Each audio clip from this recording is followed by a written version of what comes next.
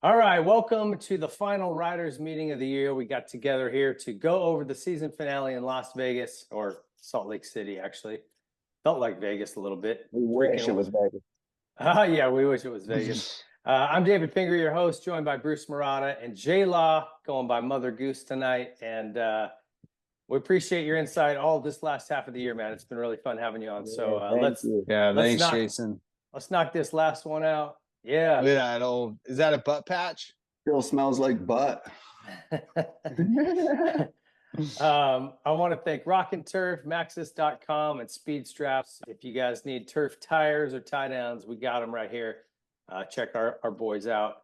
And also, if you want some J-Law merch, we got something cooking. And we're going to have that launched here in about a week or two.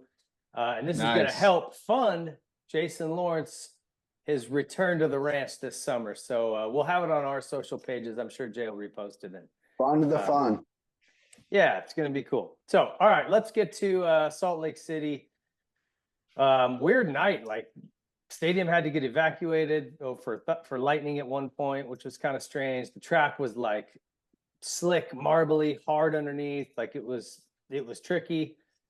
And at the end of the day, we didn't really get the battles I hoped for. Like I wanted to see a head-to-head Kitchen RJ like fight, and like the heat race.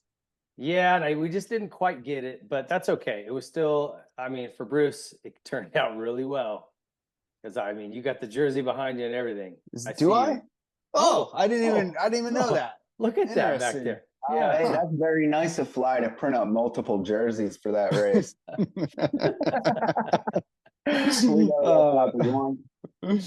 All right. So anything in start with the 250 heat race here, the Speed Strap 250 main. Anything in those or the heat races that you want to talk about? Those are essentially main events. Let's talk about Tom Vialle's tightening up. Bro, is that what that was? He barely made it.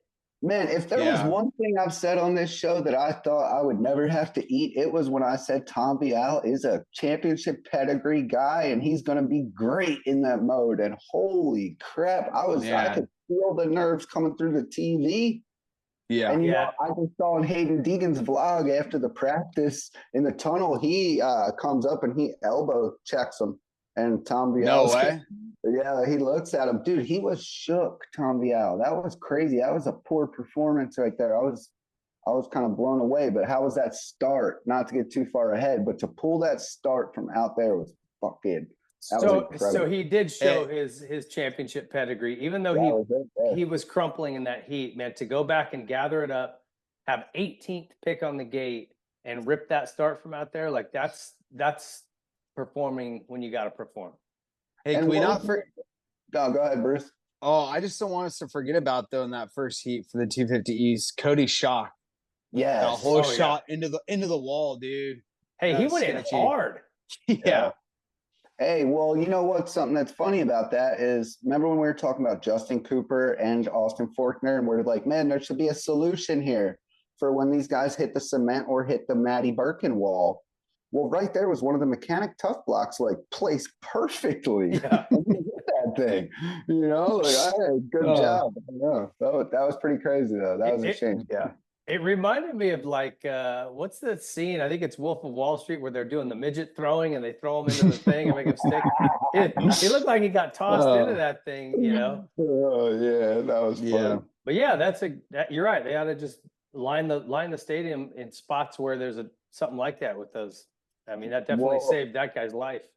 Heck yeah. What about that could have saved a bunch of people at our first round this year of the East Coast when they all piled in there 10 deep. That was pretty crazy. Yeah. What about the futures class though? I think that they went first, and I know you like this ping. Davies came through and he ended up winning it. Dude, I posted a thing on my Instagram of the podium, and I thought I was right when I said Drew Adams is gonna map. Yeah, well, at first Drew Adams did have it though, dude. Like I was like, he's gone. Yeah. And then he made that. Good. That kid's just Drew Adams. Like his starts have been money, and for a big kid, it's kind of like it's surprising. But he's just gets out front. The last 3 rounds, he's gotten out front and just no mistakes. Hey, how old is he again? 30, 13. I don't know, dude. He could be Yeah, either. I would say he's probably about like 16 or that's 17. what I thought. Yeah, but he, like you said, Payne, like he's got like a build, like he looks super mature already. But Yeah, so, he's I one of those mean, kids that drove himself to the track on an 80 with a mustache like this. so he loses the championship though, right? That's the key Yeah, here. Davies Yeah, wins it. his yeah, winner take David. all. So Yeah, David yeah. won 2 rounds and he won the 3 middle rounds because man, he was whacking them in the 3. I thought he Yeah. had the championship almost locked. So So the way they work that is all of those rounds leading up to the final at Salt Lake City were qualifiers, and you're just trying to earn pro points. And if For you the- finish whatever, then you make it to that final in Salt Lake City, and it was winner take all. So lots of pressure. I've been saying this from the very start, though, because Ben Townley a year ago said, "Hey, you got to watch this kid. Like he's got something." And so I met him a year ago with Ben. I said, "Hey, yeah, we'll definitely come out and shoot something." Actually, we have a video that'll be dropping tomorrow that we shot at Paula with him a couple weeks back. There's just something. Watch his style. He's just very calm and fluid. He reminds me of Fonseca, his first year at YOT. I know we're all old enough to remember him. Remember how he was just so calm and smooth looking all the time, but he was ripping. Yeah, Ernie was Cole's that same yeah, way. yeah. So I Yeah, was they stoked definitely- for him, and I think that kid's got it. I think he's got it. You know what I mean? yeah, they're definitely built the same way too. Him and Ernie, they kind of look Mhm. like the same as Yeah. far as their physique. Yeah, that was pretty cool. I was hoping Parker Ross could get up in the mix. That poor guy just can't get a start. Obviously, Drew is he's going to be good. You can see that. And then, I mean, there's a lot of those kids. Towers, I feel like he's probably frustrated. Like he thought he could win some of these along the way, and he just never did. But that kid's good too. You know what I mean? Just because you don't win one of these doesn't mean next year you don't make a big leap and maybe Right. beat all those guys when it comes, you know, when it really counts in the pro stuff. So who knows? Good. There's some good kids coming up. That's for sure. Yeah, well, when it comes to Towers too, it's like the big thing with Towers that you saw with him was he was a little erratic or inconsistent. So that's a pretty easy thing to fix. You know, you could back someone down easier than you could tell them, hey, you know, pick it up, or someone who was scared of the stage. Yeah, for sure. All right, so let's talk. What about the so Vialle choked in his? What about the West Coast heat? Anything out of there that surprised? It was pretty straightforward, huh? Yeah, just Kitchen and RJ. I mean, RJ was obviously kept him honest the whole race, but yeah, I was getting nervous. I'm like, dude, this ain't good. You know, like I know like RJ was like faster than him all day, which in the end it doesn't really matter qualifying. But man, that made me super nervous, dude. Because I mean, that just sets the tone for the night. I mean, what's your thought on that, You Jason? want to talk about setting the tone this is what sets the tone for, like, I know I sent you guys a private message a few weeks back when those guys came out at, man, I'm not sure, but it was when I said, look at RJ, that's like a stuff for press day, when it looked like he Yeah. was racing right off the bat. He was racing. And that's what you can tell with these guys. Like when you're trying to see if someone's hot and you're only at home watching it and you watch practice, you see something every once in a while and you're like, this dude who goes out there and is going for it right away, he's feeling good. Well, Levi comes to press day at this race, and on the second lap, he does that rhythm section, dude, and almost went over the bars. He was so close to going over the bars. Now, I'm not saying that throws him off, but when he rode practice, he was in a different mode, dude. Like RJ was out there doing heaters, and Levi was not doing this line after the finish line. He wasn't jumping that thing to the inside like they could in practice. And he was going outside over and over again. And there was a couple spots where I was thinking, dude, when he picks this lineup in between practice, he's going to come out and he's probably going to be faster. Well, in the next practice, he did the same thing again. Like he just did like race laps. And then he even said that. He said in defense of his lap time, he said, I was doing race laps out there. And it kind of made sense. It looked like he didn't want to be pushing it, maybe because he had that already moment. You know, like he started it out kind of sketchy, but RJ just was hammering this whole time.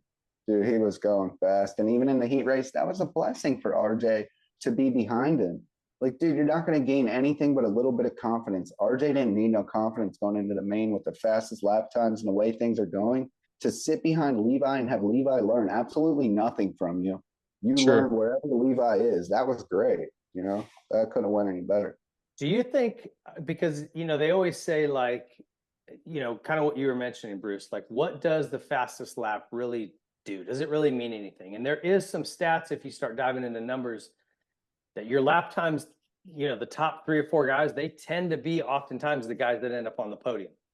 And so, as much as I'm not sure if this directly correlates, just what you're saying, Jason, like I watched Levi come out and let everybody go in the first practice of the day. He was like one of the last guys to roll out. He took his time. He was just kind of cruising, which that doesn't mean anything necessarily, but he never got up. RJ was the first one out there, Alessi used to do that all the time. He was the first guy. He would freaking whole shot practice, right? Yeah. It just something about setting the tone for your mindset. Like I'm freaking going. I'm the guy. I'm gonna win practice, Where with like, Kitchen, there was like this hesitancy and this, I'm just gonna sit back and let me, take it in, pick it up slowly. And man, I don't know if there's something to that, but at the end of the night, RJ's holding the number 1 plate. Well, go ahead, Bruce.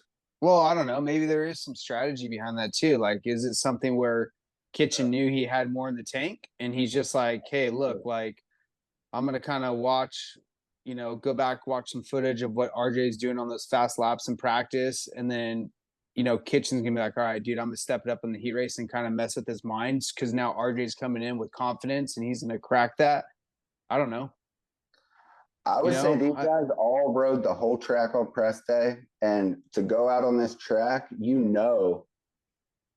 got to be one of the first guys out there and get your laps in the beginning of the laps if you want that fast lap. You might be able to get it later in the practice, but to me, I was always a guy who freaked out on going out first in the outdoors so I could get a fast lap.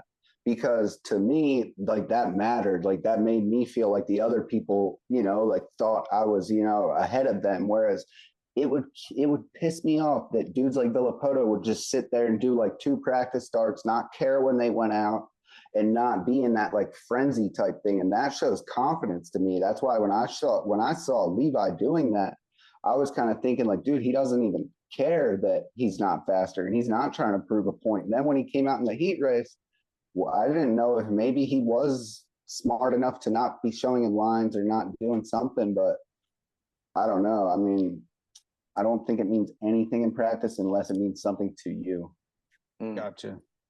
That's like interesting. That. Yeah. It just was fun to watch and like pick apart. But all right, so the main event, let's talk about it. Vialle nails that start, really saved his championship, because I think had he gotten a crappy start, then the pressure of like, I've got to get to 11th because Deegan was winning, right? I mean, he has to get to, it was 11th, wasn't it? Am I getting that right? Or 7th? Yeah, I think so. Yeah, it was 11th if Hayden won, and it was 6th if Vialle DNF'd, Hayden had to get a 6th, and if Hayden won, Tom had to get 11th or worse. Okay, so Tom is lucky that he didn't end up like our boy NASCAR dude, Clint Boyer in Atlanta, when he did the NASCAR whole shot and went straight in there. In hindsight, I'm like, dude, that was a sketchy thing right there. He could have got bumped into the wall, dead last, and picking himself out of the wall. That took balls, and that won the championship right there, really. It did, and Deegan really pulled it together and did what he had to do. I would say easier to do when you don't have any pressure, right? He was probably the only high-level guy there riding with no pressure. He just had, nothing to lose, everything to gain, right? Well, and that's probably the same mentality that Smith had, Ping and Jason, because he rode really good. He came in hot on. Well, what did you guys think of that interaction? Because like, I got a big thought on this, buddy. Tell me what's my time. Well, go because I was all right, like, let's hear it, J-Law. This dude, all right. Hayden Deegan came on the scene. Boom. Something else we should probably mention is, did Levi hate the fact that he was on the team with another superstar, Hayden Deegan, and all that attention in the pits? I think he did, and that's partially why he left. But that's not important until we get to the outdoors. But I think they're going to be. So Jordan Smith, when Hayden came into Supercross in Detroit, they had that issue in the heat race, right? Yeah. Do you guys recall that when they ended up taking Smith down? Yeah, I remember You know that. what happened after that? Bobby Reagan came in there and he said, boy, that, whatever he said, you ain't going to do this. That stuff has never happened again. Okay. Jordan Smith acts like everything's cool. Nobody likes Hayden. You hate Hayden if you're not Hayden, dude. I don't care. Now he gets this new deal, Triumph deal for 3 years. He knows he's leaving a star farm. Bobby Reagan, he don't really care, boy, what you want to say. He's gone in there to put it on Hayden more so to prove the point that now he has an opportunity and he wants to get at him. I thought it was pretty gnarly that I thought it was a little stupid how he went for that pass, but I thought it was a little gnarly what he said in the post race. Like he was angry about it. I guess he didn't have a chance yet to look back at it, but I don't think that was Hayden's fault at all. No, I don't either. I think I have no problem with Smith going in there and making something aggressive happen for the win. I felt like he kind of half-assed it. Like if you're going to come in, because I don't think he made the ground up in the whoops that he thought he was going. I thought he'd have him block past, and he wasn't. So at that point, he needs to fade left and really like get into him and put a shoulder or elbow into him and put Hayden off the berm. If you're going to do it, right? Yeah, there was a moment at the end of the whoops where you could tell that Smith was realizing he might have a shot to go up the inside, and Hayden looked to the left and saw that he was there. So now in your head, when you're Smith, you know that now he sees you. So if you still go in there, you know you're going to be making contact type thing, whereas it's not like you're not going to say like, oh, it's an accident, like, oh, I accidentally ran into him. Now, the way I see it, what he did right there, and this is just a joke because I love rubbing, but doesn't that deserve a fine, J-Bone? I mean, did we find the LCQ guys? Dude, we had a crash in that last turn in like every race. The Dirtworks dudes, they give me insight and they told me like, hey, we put a double before the whoops. That's it. We're making an easy track to get these guys through to the outdoors. He said, but this time I'm not putting a double so they can jump over the starter. These are going to be skimmers. And dude, they were damn skimmers to as much as they could be. Those whoops were good. That produced good racing. Probably another fact too with Levi that I noticed was Rick in practice, he's not scared to skim the whoops as fast as he wants. No. RJ looked like Levi looked like he was just a little smarter with it and not really pushing it in practice. But did you know, I will say that they were good all night, but by the 450 main, only one guy was still skimming them by the end of the main event, and that was Jason Anderson.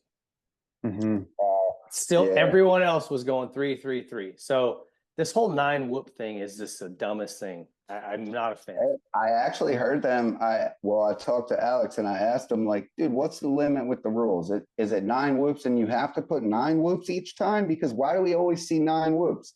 He said, no, that's not the deal, that they could put less whoops and that they could also put 9 whoops twice. So they're allowed to put, so they could put like 6 whoops, a double, 6 whoops, like 97 Houston type thing. You might have raced there, bud. That was sick. You jump in like 4 and over the lip of the double and jump into the whoops, or the other guy goes the other way. It's safe. I love it. You need a long straightaway, but to have a set of whoops and then come out of them and just a short little piece of flat into another set of 9, that would be cool. But, and I'm a big fan too of whoops being like different, like each one being different. I understand like that those dudes have built it so many times, it's always almost going to come out the same, but intentionally make it different. I know I did a race at Anaheim when James Stewart was racing. So this was probably 07 or maybe even 06, Anaheim 3 it was. The whoops were like this far apart. I kid you not. Like they were so small you could just step across them. There was like 30 of them. It was so cool. It was jeez. Yeah, and I raced one in 2000 where the whoops were about shoulder high and about 7 feet apart. I mean, you could only they were massive, dude. At A2? After the finish, we went right, and there was like 9 of them, and they looked like Jersey barriers on the freaking highway. Massive, yeah. It was right next to the quad. I like that. Make them different. One, they should be like a big wide set and then a tight set. Like make them different. Right now, you're right. They're exactly the same every single weekend. It's boring. Anyway, let's get to that. So Deegs kind of checks out. The Deegs danger zone. And question: Do we ever at a certain point, he's over 18 now, isn't he? Like, do we ever start calling him Danger Man, or is he just Danger Boy forever? I don't know. There's dirt bike kids and Twitch is a senior citizen.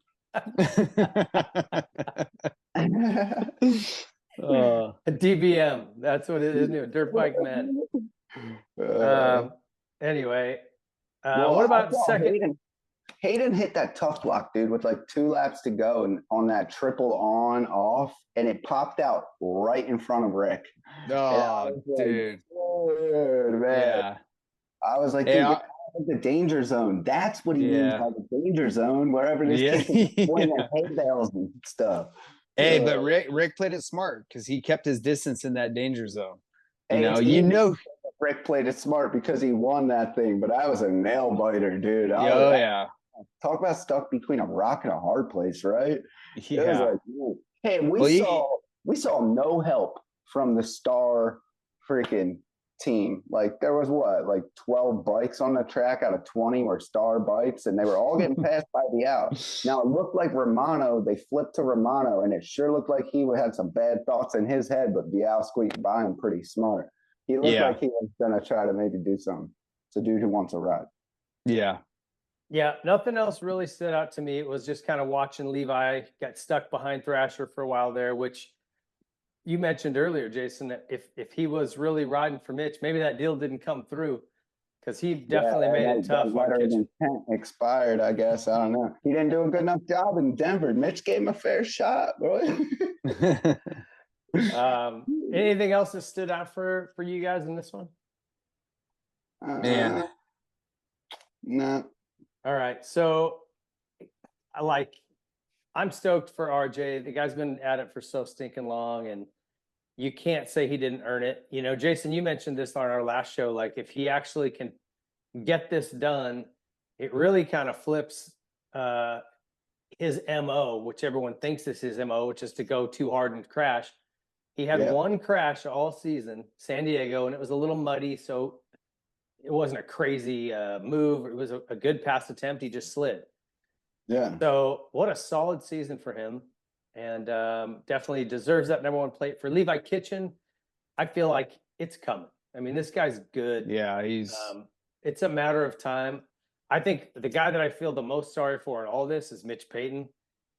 Poor dude has had season after season. I think, what was his last championship? Justin Hill, like 2017. Yeah, it was Justin Hill. Yeah, bro, he's going 7 years, no titles. Like, that's wild. I mean, I think Kitchen's going to do some damage though for outdoors. Man, I'll tell you what, there was times that I sat in my house by myself 15 years ago and I said, and I'm sorry, Mitch, but I'd said, please don't ever let this man win another race. And you know what? He made my life so miserable. It's like, dang. But I hate to see it. Honestly, I like Mitch, and I hope he gets back up there. It's hard to believe he has already, but. Hey, Jason, I remember a part of the race, though, where Rick, there's that section where there's like the inside had like 3 different lines of ruts, like those long ruts. Yeah. Did you see that time where RJ came around and he almost lost, he almost fell into it? Not exactly. Yeah, dude, it was so close. He just came into the rut, leaned in a little bit too much, and he almost let it down right there. I think they even said something on the broadcast on it, but dude, I was like, oh my God, that was so close. Oh, he still has sketchy moments. Don't get me wrong. Yeah. Old Rick James rides the edge, bitch. Like, he is constantly just as fast as he can possibly go. Dude, that section on the track where they come across the start, say they go over the over-under, and then the riders, they go around the big left, and you'd be coming, then you'd hit that next bowl turn. Now, RJ would be coming out of that right-hand bowl turn. Levi would be coming out of the left. And I was thinking, dude, I hope Levi is not savvy enough to think of this, but dude, right there, maybe I only thought of this because I was sitting on the couch, but he could have shot that tough block and hit Rick with that tough block like some Super Mario Brothers, like boom, for real. Banana peel. Now, would that be a penalty? No, that would have been an accident. Yeah, that's it. That's a Oh. good point. I didn't ever think that. Your mind is a little bit twisted, Jason, but I'm trying to do So anything to win. hey, so wrapping up kind of like this 250 championship. Congrats to Austria for winning, East and West.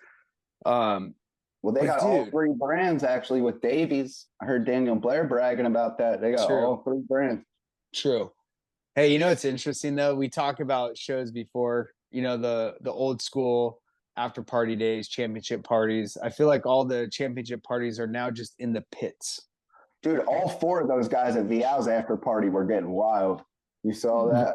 There was Yeah. like 3 or 4 of them there. Weeds went there, and he was like, "Oh, all right, guys, crickets," and he rolled out. But hey, those 3 different brands. Now, is that even good? Like to have to explain to us, "Oh yeah, all these 3 brands are under one umbrella, and we're so great." No, why not just let a KTM win all 3 titles and say KTM's the shit? That's what I would think, you know? Yeah. yeah, Whatever it's you're doing.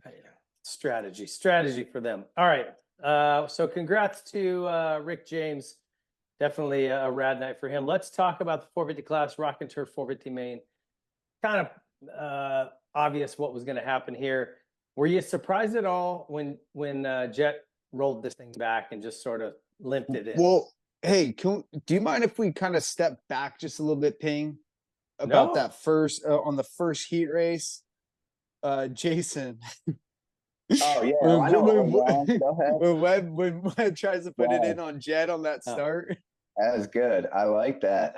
I heard what Daniel Blair said too. He said, "Well, I don't understand what Webb was trying to do right there because there's no points being paid in this situation unless he was trying to hurt him." I'm like, ding, ding. That's what he was doing. Hey, so now Webb, when he did that, he took out the camera right there. I guess there's probably not a cameraman right there, but let's say there's a cameraman. So Webb took out a cameraman and the 30-second card chick. Just saying, this dude's pushing the limit of the sport. He's doing new stuff. It should be bonus points for that. It should be. Yeah. That's all I had for the heat races. These guys who didn't win the championships, though, like this year, I mean, for RJ to get it is great. For Levi to get it, or for Levi to not get it, I'm not like that bummed. You know what I mean? In the sense of, Levi's gonna get it. Like he's on his way up. He's got a lot ahead of him. Yeah. And the same thing with Jett too. That's why I wouldn't have minded to see Jett have like one season to get to it because that's where he's going. But he's there.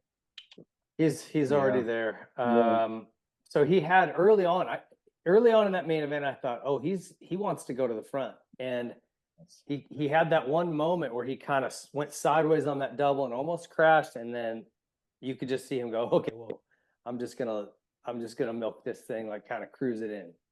I don't know why you want to be around other bikes anyway in that situation, just not even if someone's going to take you out. Like you don't want to be around a flying bike, you don't want to be a victim of somebody else's shit.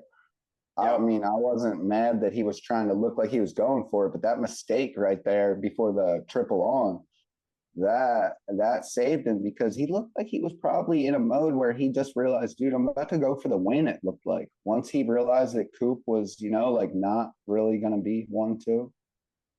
And how about Justin Cooper? Justin Cooper was, dude, interview, and he was a little vocal about how he had to stay behind Coop at the race. What was it right now that we just had? Denver. Yeah. He was like, well, you know what? It really messed me up because I got a good start and then I heard Coop was right behind me. So I let him go by and then he was kind of hurt and I wasn't able to knock off my laps. So he essentially said like, that sucked. I had to sit behind him, but I did it and it's cool. Well, now there was no way that he was giving up the position right there, but I almost wish he would have. I'm not saying he should have, but if he would have and put Coop in that second spot, I just feel like that was the only extra little thing you could have added on Jett's shoulders that might have toppled him, to see like, oh, he is in that spot. Because right now, Jett's thinking, I can DNF and still win. Coop ain't even going to get second, so then that's when he flips the switch to let me try to win this race like a G. And he's lucky he didn't do that because it might have bit him out there. Who knows? You don't step your pace up that gnarly in the middle of the race and not have some growing pains, Yeah. Yeah, I sure. thought it was you know, when you're that young, you're that good, he's won that many races. I'm sure he was like, man, I can win this race. You know, like I'm not going to let Chase just walk away with it. And it was smart of him, I thought, to just make that, whether it was the mistake or someone on a pit board going, "Hey, dude, like just swallow your pride. Just let's get this title done." It was the smart thing to do, but it kind of, I don't know, something about it I don't like. I wish he would go up. As a fan, I want to see him race for it. I totally get why he's doing it. It's the smart thing to do for sure. That's a $1 million ride right there. But anyway, it made the race a little boring. We've been calling Justin Cooper like for a breakout ride for a while. This whole season, he's been great. So I was stoked to see him get a second. Like I was pumped. I think you're going to see, I think he's going to do something here in outdoors. Like he's definitely going to get some podiums. And definitely next year for Supercross, you're going to see something out of Justin Cooper. But I'll go further to say that he is going to stop Jett's undefeated moto streak at the first race at Paula. Paula, yeah. That's just what I think, because he was so strong at Paula last year when he got to race Jett in the first race. It was the closest that he made him. And then Chase is just really, I think this is his best shot. I think he's going to start off pretty good. I hope so, at least. Yeah. You know? Wait, and Jason, that you brought that up too.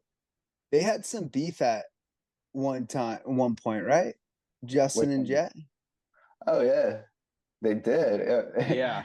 In Colorado, when they were in 2021, it must have been going for the outdoor title. Justin Cooper won the race, and he went up on the podium, and his dog was there, and he brought his dog up on the podium with him. And Jett Lawrence said, which I don't have a problem with, he said, like, "Oh, that's unprofessional and bring your dog up on the podium." Thought that was weird. Justin Cooper had a problem with it. They Twitter beefed over it, or maybe made a remark about it. And one showed up the next race with Cooper with the dog on his butt patch or something.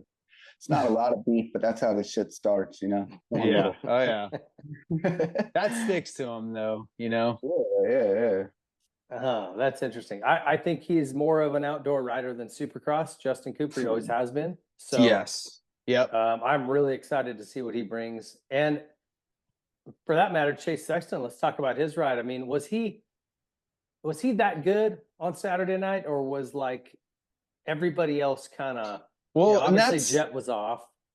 We didn't have Eli, like, what do you think there? Now, I don't mean to discredit Sexton at all, but like he looked like he was on rails. Was he really that good, or was everybody back? But that's something that's been on my mind, Ping, and that I wanted to bring up to you, Jason, is like, it's kind of hard to like gauge these last rounds, because, and no disrespect to this, but you'll see a lot of the times the guys that have been getting like the 10th all season, they'll get like this podium ride or a top 5.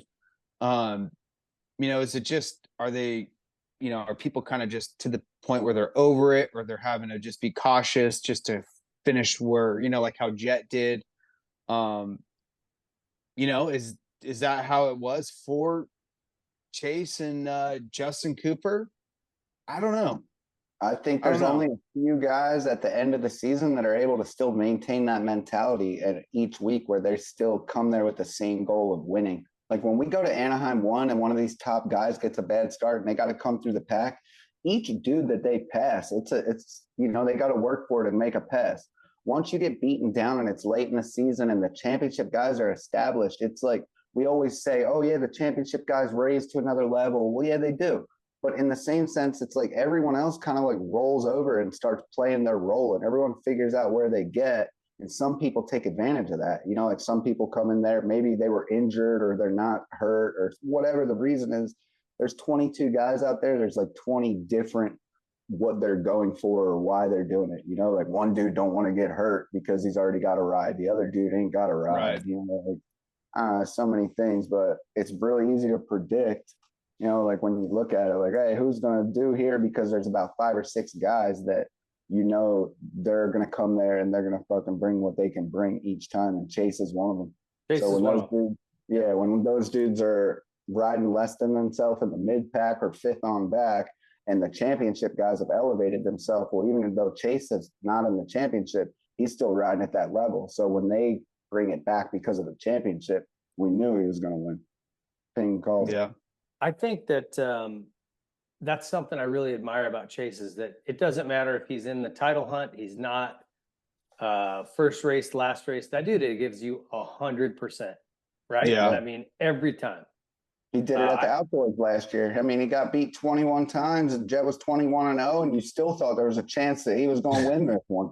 Didn't you? Yeah, Totally. Every think- moto. And I do Every think it's time. going to be a little bit different this outdoor, though. I think, like we said, Justin Cooper is going to be in that mix, but I do think Sexton's going to bring some stuff. Well, Some heat this something year.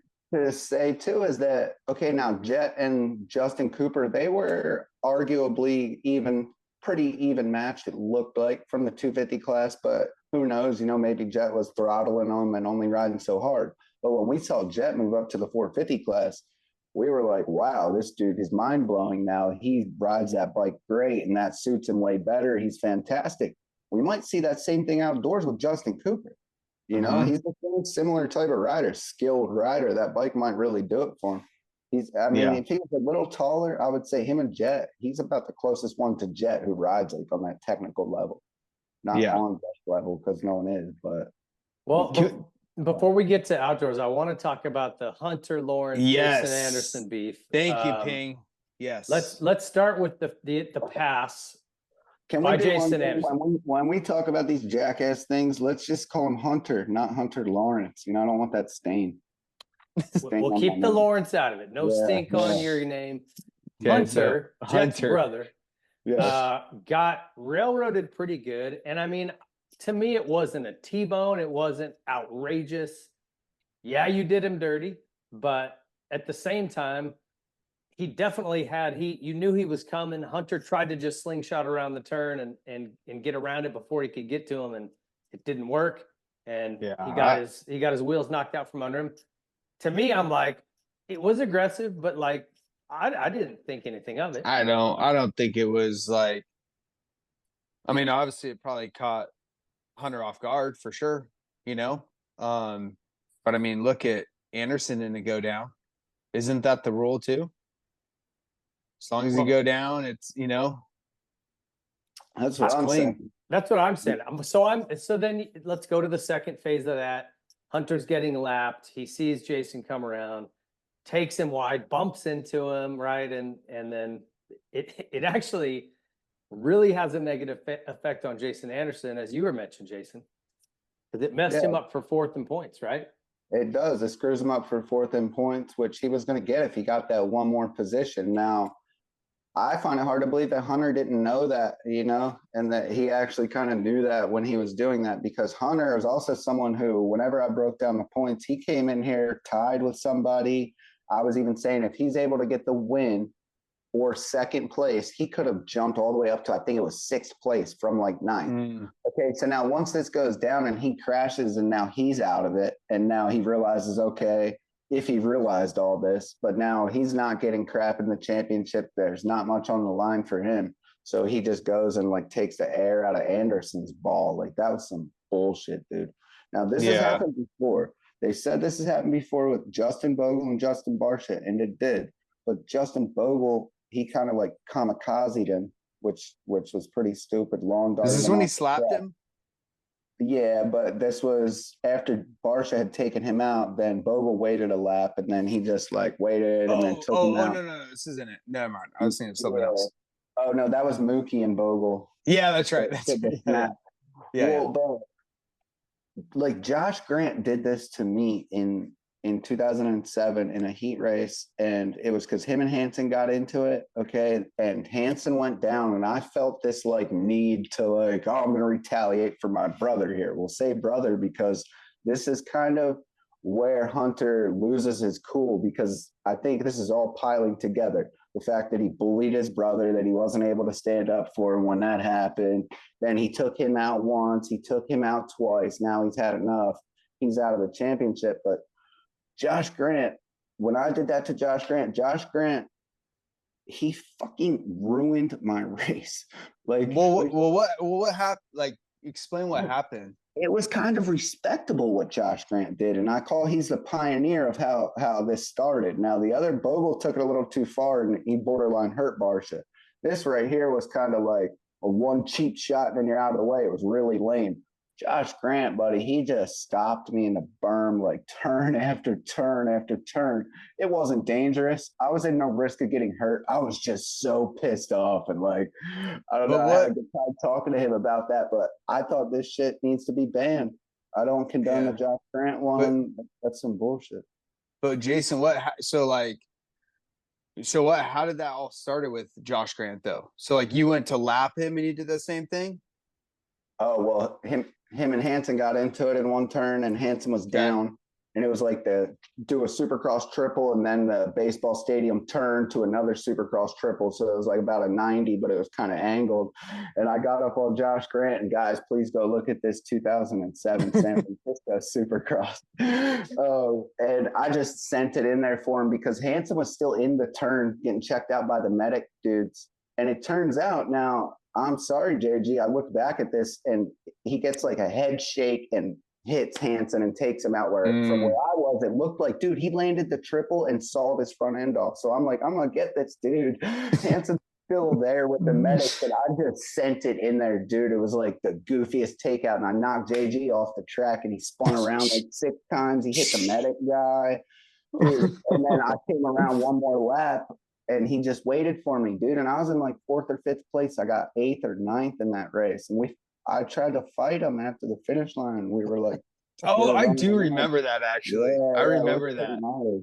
Yeah, It was and then Josh was sitting there, or Hanny was kind of watching it. Yeah, that's how I remember met Rhino. That was Rhino was JG's mechanic or trainer at the time. That's how I met Rhino.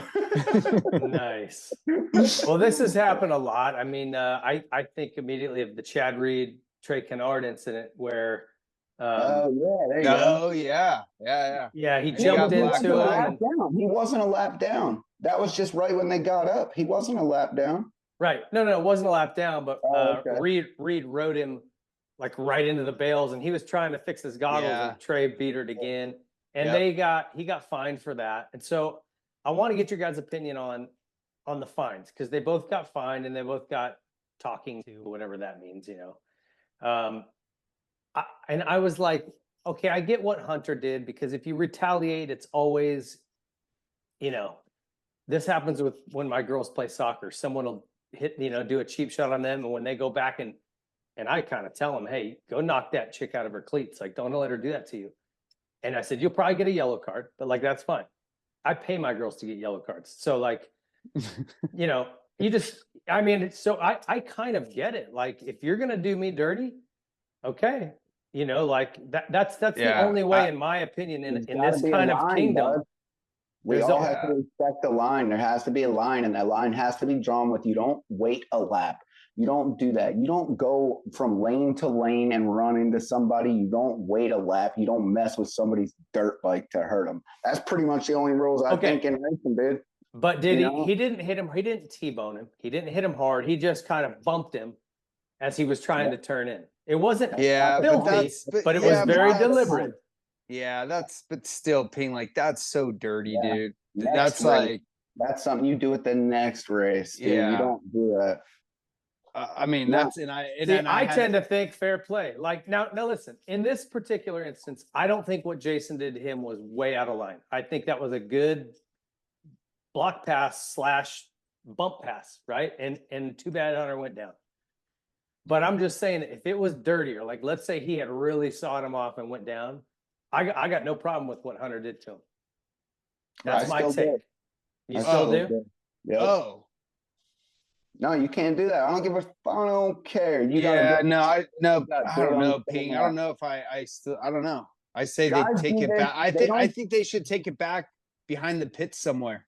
Hey, You know, Well, don't yeah. wait a lap down. I don't even think that. I don't even think that. Like, you keep it on the track, and I'm one who goes and says and fights in the pits. But I'm saying, like, you keep it on the track, dude. You He don't did. wait a It was lap. still on the track. That's bullshit. He should have been black flagged right then when he waited a lap. I mean, we should have went back to our old rule: when you're lap down, you're off the damn track. That's what I think. I would agree with you with that. I'm more than happy to see people. I would say 2 laps down, because you know there could be championship implications. The guy has to change a wheel or something. He could go a lap down but still be fighting for a couple of points. But when guys are out there cruising, If you're and they if get you're laps if you're top if you're twice- top 10 in points, you can get lapped twice. If you're out of top 10 in points, you can only get lapped once. It's I like like it. that. I mean, let's talk a little bit more about this though. Now, Hunter here, he thinks he's like, I don't know, a little emotional, sticking up for himself or for his brother, for his family, whatever. Well, meanwhile, bro, the big story here is little bro's out there about to win the title. Now, this doesn't really have any impact on that, right? But now you want to go and ruffle up Hombre. You're lucky you didn't knock him down. If you knocked him down and he got up and he realized, dude, now there's no way I can get fourth, because if you check the point, Hombre needed one more spot, he would have been fourth overall. Now, once he realizes he's not getting that spot, he really didn't even have to be in Salt Lake. Okay, he's working for the AMA purse money right now. Now, what's to say that he's not going to say, you know what, Hunter, bang you and your brother and slow up and play that same game to Jett and wait laps with Jett. Now, how you feel about that? Ping, would that have been all right? No, No, because why? because you didn't get dirtied by Jett, right? It doesn't fucking matter. No one wastes a lap. No one wastes a lap. No, you don't wait. All right, I want to hear what people think in the comments. Are you for it, or is it dirty and you don't touch them? Let me just say, if Well, you're would you have preferred him to wait in the tunnel or up in the pit and then go get in his face? let's make it Is that black better? and white. Like, if you're allowed to wait a lap, if you're saying that you're for what Hunter Lawrence did, then you're saying there's probably going to be some fucking chaos. Then you're authorizing all these privateers every time they get knocked down that now they're going to wait a lap. Bud, we're talking about circus shit here. You don't wait a lap. Like what I said, I don't think this pass warranted that. But had he really blown him out of his shoes, then I'm like, all right, you did me super dirty. I think it's fair play. You're going to get fined by the AMA, but I don't have a problem with it. That's the way I saw it. This one, like I said, probably a little extra because the pass Jason made on him, I just think it was aggressive. I don't think I mean, he didn't leave him any room, but it was aggressive. But I wouldn't say it was dirty. So I think what Hunter did, but also what Hunter did was not dirty either. He just kind of bumped him, didn't even fall. Yeah, but it looks so bad. Like it looks such. Yeah. It's I like, know. And so the AMA will fine him, but guess what? Feld will use that reel over and over and over next year to promote the races. Jason Anderson walked into this bar and he walked up to Hunter Lawrence and he said, "What's up? Put your hands up." He punched him straight in the fucking face. Hunter Lawrence waited until he came out the door with a crowbar and he swapped him in his knees. You know what I'm saying? That's some bullshit. You don't do that, Hunter Lawrence. Yeah, that was. Yeah, I'm sorry, Ping, but I'm kind of with J Law on this one, man. A lot of Team Pride fans in America, dude. All right. Hey, I'm here for the disagreement, so that's fine. Let's see what people think in the comments. Anything else about this main event that stood out to you guys? It was kind of sleepy, but I thought Cooper Webb did pretty great. I wasn't expecting that. That was pretty great. And then to see that he didn't even give it up at the end, when there was actually no chance that you were going to win the title, he wrote it out till the end. That was pretty cool. No, that was cool. He's a gritty sucker. I think had he not had this ligament issue in his thumb, I really think he was going to give something to Jett. I really do. Yeah, well, he was giving it to him. He was. And look, when he fell off, when he started to fall off, which we know now was actually in Birmingham in the heat race, when he jumped into him. So to fall off all the way then, it's like, dude, he was really trending in the right way. Mm-hmm. Could have been a lot different, but this was his year. I'm not saying he can't do it again next year, but it's going to be really hard to get Jett to make these same mistakes again. He won almost half the races this year. Yeah. Yeah, something tells me though Webb will hang in there week after week, and he'll still take it down to the end if he can stay healthy. I think that these guys not doing the outdoor motocross series is going to be a benefit to them because they're going to rest. These are old dogs we're talking about, the Eli's and the Coops. Jett's going to be out there racing, having to put forth all that effort. It's never going to stop for him. that's not bad in a lot of senses, but in some way, these other guys need that rest, and they'll get that. So maybe they will come back even stronger. You think that, I mean, obviously times have definitely changed, you know, with how the sport is and how the training and all that goes. But I mean, could have been a huge benefit of MC? You know, Yeah. not racing outdoors? Yeah, I think so. And I think those guys see it and they know like they can't keep going, you know, like that long. I think there's something to it with the kids that grow up in the Northeast, or I guess even in the Northwest, but where it's cold and where we have real winters and you sit down for a couple months and you don't ride. You know, like I think that kind of works for those dudes in the end. Like we heard it with Justin Cooper. He claims like he wasn't a training facility kid. You know, like it's good to have like some time off, I think. Yeah. And that's good for these guys. Everybody bitches about the nonstop schedule. So all these injuries are legit, but with these guys not really having to race the outdoor series, they can race supercrosses. They don't have to race one outdoor. They can get into the big payday and be rested at the SMX final. We need to put like you have to race 5 outdoors to be eligible for the SMX finals, you know, like your little local district championship. You got to do like 8 out of the 10 rounds to win the damn thing. It's not cool to go and sit out. I think that'll be something they look at down the road, because you're going to have a lot of guys just going, well, I'll do the last 3 or the first 2, or, you know, just to try to catch a couple extra points. Then I'm taking June and July off, you know. All right, so Jett gets it done. No huge surprise. Do you happen to have some type of like rap or some type of written word thing you can say that sort of recaps the season? I don't know. I could probably come up with Come some on, off the top of my head. Come on, J Law. You got We know you got Yeah, I mean, I haven't been writing this like for like 2 days or nothing. I just wrote this right now. Let's hear it. Let me wet the whistle. So it started out like a review rap song. Oh, wait, guys, I'm going to have to give you a little context so you know what this first line is about right here, because I have to just blow my own horn right here. Okay, now I didn't realize this, and it's a shame. I didn't realize this until I was writing this, but Jett Lawrence at the first race, he won his first race on debut, as it's called. It's like a stipulation here because the man has raced several 450 races already. Okay, well, you guys will be so proud to know that until Jett did this, so let's say January 2nd, 2024, do you know who had the best 450 finish on debut? Dude, it was me, 2nd place. I didn't even realize that. Oh, nice. Yeah. Nice. Okay, so now Dungey tied that in 2010 with his debut, but it wasn't his debut because he already raced some 450 races. Mine was a straight up Daytona first ever 450 race in any class.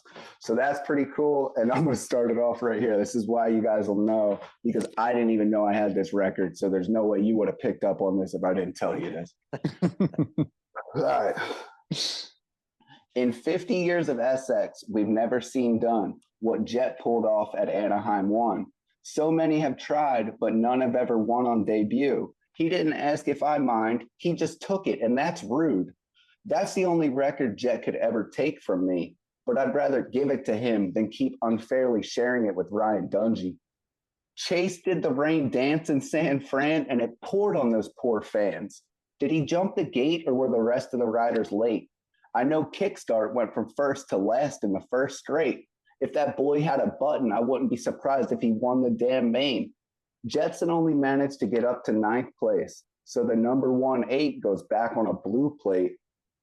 Chase has the red plate going into round 3 to another muddy race that's in SD. Chase went down with Mookie and some dude in the first straight. Jett's start was dookie. The dudes in the booth said he was running 8th. He was riding smart and everything was going great until he caught up to Hombre, who wasn't capable of running the same pace. But that's just what Hombre's got to say. He was really pumping his damn brakes. Kenny throws it away when he had it in the bag. AP wins the race and Chase ignored the blue flag. Jett tried to go and see Hombre, but he just ended up seeing stars. I've never seen someone get such bad head shake with no hands on the bars. His brother Hunter took cover, even though he could see that he might make him bleed or even rip him apart, but he didn't intervene, and that shit was smart. I don't care what he says, that's how it went down. The series then went to the first Triple Crown. Opening ceremonies, Jets met with a booing crowd. 2 out of 3 races, we saw him hit the ground. Once was in the whoop section that Hombre chose to go around. Coop wore that yellow gear that you could see from the clouds.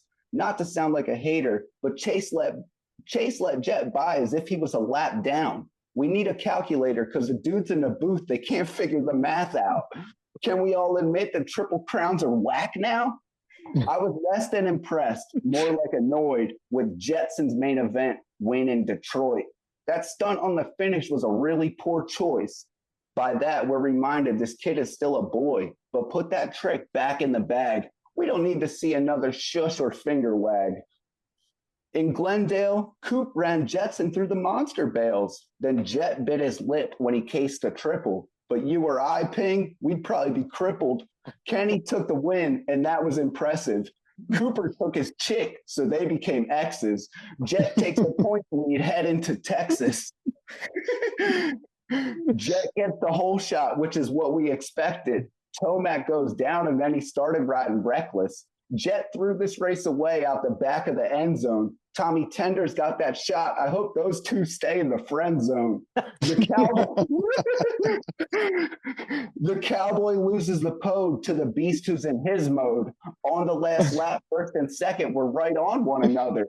But Jett ran into the back of Vince and into the wall when his own brother. The flights were delayed going into Daytona. So the whole damn industry hitched a ride on Eli's Bona. The card went sideways and Jett's tire cover came off. Justin Hill's crash had us dropping our jaws. AP hit his head and he was seeing little birdies. When he got up, he was looking real squirrely. Did the Cowboy do an extra lap or did them fans rush the track early? Jett got his goggles snatched by that burnout dude who is okay to hate even though Daniel Blair shamed him and made him donate him to St. Jude. Everyone welcome back to the NASCAR track next year, except you. In the heat in Birmingham, Webb tried to use Jett as a berm, and he said that's when he hurt his hand. But maybe it was from the hit on the chick that he made go splat. But Jett didn't see that because he was busy whooping ass. Not even in the dream have I ever gone that fast. Jett couldn't miss at the second Triple Crown in Indianapolis. He went 1-1-1. He grabbed a hat trick. Coop got kamikaze by one of them lapped Kawasaki's. But Jett killed this shit. 21 dead bodies. The series moves on to the home of the 12th man, where Jett cheered for Hunter as he won the first heat. We see he is his only fan. AP was leading the second heat, but Jett took it with one hand. When the gate dropped for the main, I expected more of the same, but Jett had a fall, and then him and Chase both stalled. Cooper edged out a win with those swollen balls.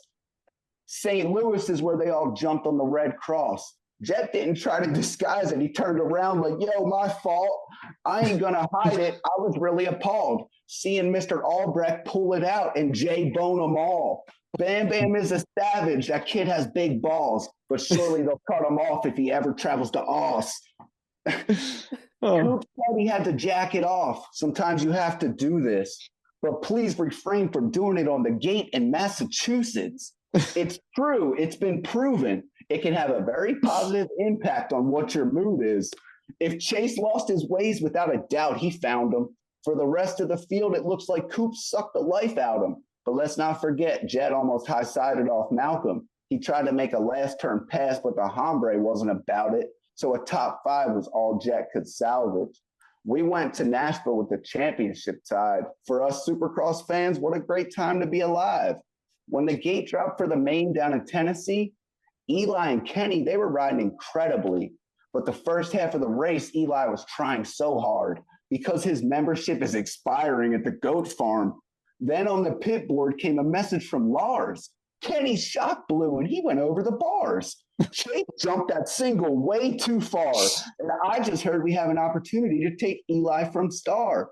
Jett said, don't do that, Lars. I'll show you why. So Dazzy's son hit the jets and he caught up to Eli. He sneaked by the beach in the beast while the yellow flags fly. To get to the flag, that was one hell of a ride. The next race is in the city of brotherly love. That's the only place in this world you can get a Geno sub. Coop tucked the front and he gave the podium up. All there is to talk about is how Jett's 2 steps above. But that's only because Coop still ain't told us about his thumb. Jett was great in this race, but boy, did I look dumb, eating those words out of a pudding cup. There's only 2 races left, and damn, was it a grind, getting that one-wheeled web wagon to the city that's a mile high. If you're Hunter or Jett, Denver is one that you'll never forget, but little bro still cashes the bigger check. Then we went to the last race in Salt Lake, where everyone in the stadium had to evacuate. Coop took a shot, Hunter got dropped. Jett got sketched, and then Hunter got upset. He's messing with Hombre, man. That's something he's going to regret. Hombre can't afford it unless Cowie gives him an advance. This time you got lucky. Call it a second chance. Instead, he went to sip Tito's and get up with his fans. This season ends with 2 fines that J-Bone can stick up his... How was that shit? Dude, Oh man. That beast in the beach. I said know it you backwards. flipped it. Oh, Other than dang. that, whatever. Ladies dude. and That's one gentlemen, tongue twister. There's a reason why J Law's the champ right there. Guys, gotta drop the earbud. That was epic. I don't know Oh, how long you worked on that, but that was impressive, buddy. that was pretty good, impressive. Yeah, People like love that. it. Dude, I sent that to a bunch of my like people who I give a fuck about your opinion. So that's like, if you got this in advance, I give a fuck about your opinion. And some of these dudes wrote me back and they were like, hey, dude, I don't know how that's going to work out for you. That's going to make a fool of you. And I was like, well, you think it's disrespectful? And they're like, nah, not really. You're just going to sound stupid. I was like, gung ho, bro, and let's go. Not even worried about it. Yep. All right, so you Oh. were telling me you were doing this season-ending rap thing. So I said, "Oh, cool. I'll write a haiku, and then we'll see Yeah, whose is I better." don't even know what a haiku is. It's a Japanese That poem. might be what I wrote. No, it's listen, 3 lines, super easy. 5 syllables, 7 syllables, 5 syllables, 7. So here it is. Jett whooped their asses. Anderson still fried. Rick James got it done. Oh, and it's in the nonfiction section too. A true book. Yeah. Oh. Oh, shoot. Dude, that's Jeez. very funny stuff. All right. Well, listen, that was a good time, man. I've appreciated you taking the time and like even just like this season-ending rhyme. Like I know you're putting some time in doing the stuff Oh, yeah. and the research, This but is fun. it shows, man. It's been a lot of fun having you. Hey, Yeah, you guys thanks, see my Jason. shirt? You know why I'm wearing this shirt? Because when I was sharing, this is the Silver Hawk round 2 that I went to of the Sprint Enduro. And now I just got to let this be known because Johnny G let this news slip to me on the second day. Okay, you do 3 motocross tests each day. And I was dead blown away that I actually was slower on the motocross test at the first round. You know, I'm like, I'm going to be as fast as anybody on the motocross tests and get my ass kicked in the woods and I'll probably be okay. No, I got my ass kicked on every track. So when I went to the next one, I had practiced a little more and I signed up for a better class and I was like talking shit to like Johnny, like, yeah, you know, I'm going to be able to get you on one moto test. Well, now on the first test of the second day, I was only 17 seconds off of him, which in my head, I was like, dude, I could probably do that if I can improve 17 seconds. So I was talking crap to him. Well, long story short, I don't know how I was doing, but dude, I was riding out of my skin. And then I ended up going down. I think in my head, I was going to beat him, right? So we're joking about it. Well, he tells me now that they have split times, and I was ahead of them before I crashed at the split. No way. No, dang. I'm reinvigorated right here. So yeah, I ended up going down in my last 2 tests, but yeah, I'm thinking about making another showing here. I love it. I love it. All right. Well, listen, Awesome. stay on the lookout for these J-Law shirts we have coming out. They're pretty sweet. And you guys can help fund his trip back to Loretta Lynn's ranch this summer. I want to thank our sponsors again for this whole season, Rock and Turf. Check them out on Instagram at Rock and Turf. Maxxis Tires, truck, mountain bike tires, go get them. And speedstrap.com. Check those guys out for tie downs, toe straps, and all the stuff you need. boys, it's been a fun season.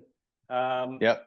We'll figure out what's next. I think we're going to take a little break from these for the nationals, but Jason, if you got a wild hair up your ass and you want to come do something, let us know. You got carte blanche over here with us, buddy. Right on. Thank you. I appreciate it. I'm gonna be a dirt bike racer for the rest of this year.